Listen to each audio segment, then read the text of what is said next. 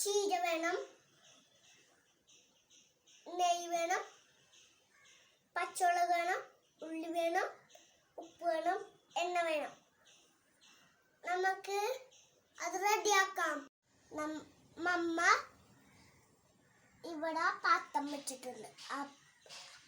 Cheese salad റെഡിയാക്കാം. ഇച്ചിരി എണ്ണ ഒഴിച്ചു കൊടുക്കാം.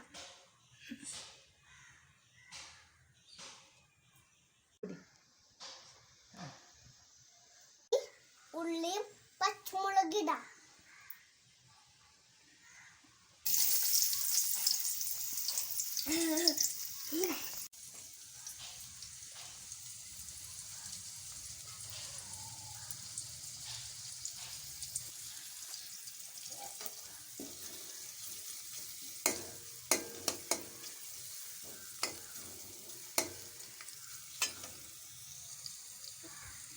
ഇച്ചിരി ഉപ്പിടാം.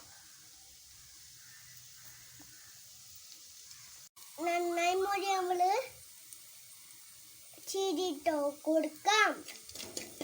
ഇനി നമുക്ക് ചീരിയിടാം.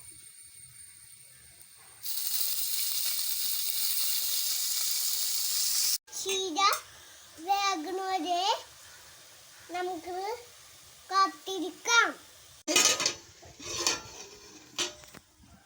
ഇച്ചിരി നമുക്ക് നെയ്യ് ഒഴിച്ചു കൊടുക്കാം.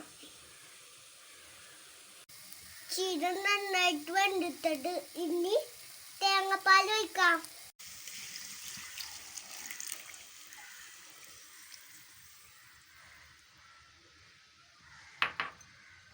ഇനി ഇത് നന്നായിട്ട് ചൂടാകുമ്പോൾ നമുക്ക് തീ ഓഫാക്കാം.